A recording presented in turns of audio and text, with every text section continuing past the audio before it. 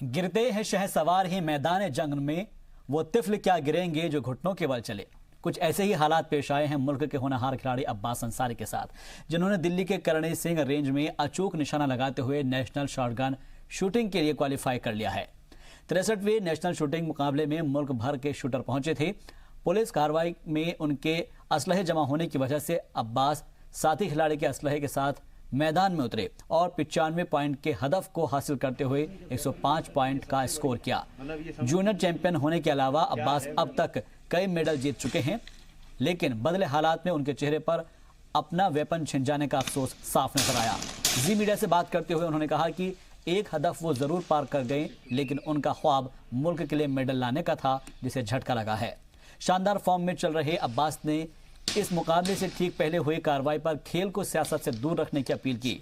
अब्बास अंसारी से खास बात की हमारे दिल्ली के ब्यूरो चीफ आशिफ इकबाल ने।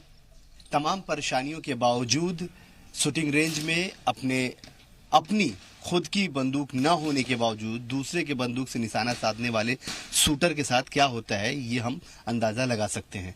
हम बात कर रहे हैं अब्बास अंसारी की, जो नेशनल शूटर हैं और बहुत उम्मीदें लगाए हुए थे, बहुत दिनों से मेहनत कर रहे थे। कोशिशें ये जारी थी इनकी कि तमाम राजनीतिक उठापटक के बाद अगर इनका जो मेन व्यू है वो ओलंपिक क्वालिफाई करना है, लेकिन बड़ी सारी परेशानियां आ गई। क्या परेशानियां हुई, किस तरीके से हुई और क्या है इनका सफर, हम इनसे जानने के लिए हम खुद इनके साथ हैं। अब्बास, क्या हुआ है? एग्रेशन के साथ होती है, स्पोर्ट्समैन की सबसे बड़ी ताकत होती है उसका इक्विपमेंट। स्पोर्ट्समैन की सबसे बड़ी ताकत होती है उसका इक्विपमेंट, जिससे वो अपने खेल को खेलता है।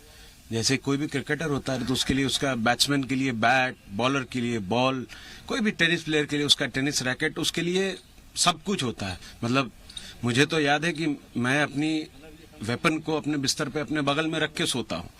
वो एक अलग फीलिंग देता है, एक खुशी का एहसास देता है कि यही है जिसकी वजह से आज आप देखिए, इसको बैड लक कहिए या ऐसा षड्यंत्र रचा गया। उस षड्यंत्र में मेरे पास से, मेरे नेशनल से जस्ट पहले, जबकि ओलंपिक ईयर है नेक्स्ट, पूरी टीम आज बननी थी, उससे जस्ट पहले 2 महीना पहले मेरे ऊपर एक FIR दर्ज करा दी गई। मगर वैसे ही होता रहा और मेरे लाइसेंस के ऊपर लगभग 7 वेपन्स के लिए मुझे परमिशन दी गई। मैं लगातार क्वालिफाई होता गया, इसलिए मुझे परमिशन मिलती गई। मेरे पास वेपन्स थे, अलग अलग डिफरेंट वेपन्स थे, अलग अलग सिनेरियो में यूज करने के लिए। उसका सिर्फ स्पोर्ट्स के लिए इस्तेमाल कर रहे थे या फिर कहीं और? क्योंकि जिस तरीके से आप पे आरोप लगे, जिस तरीके से आप पे, तो क्या ऐसा?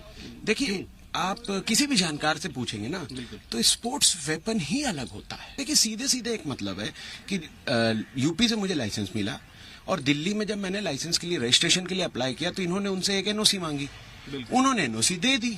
अब उन्होंने NOC दे दी, यहाँ मेरा लाइसेंस रजिस्टर हो गया, मैं यहाँ का शूटर हो गया, मैं अपनी टीम के खेल रहा हूँ, मैं अपनी ट्रेनिंग कर रहा हूँ यहाँ करणी सिंह शूटिंग रेंज पे।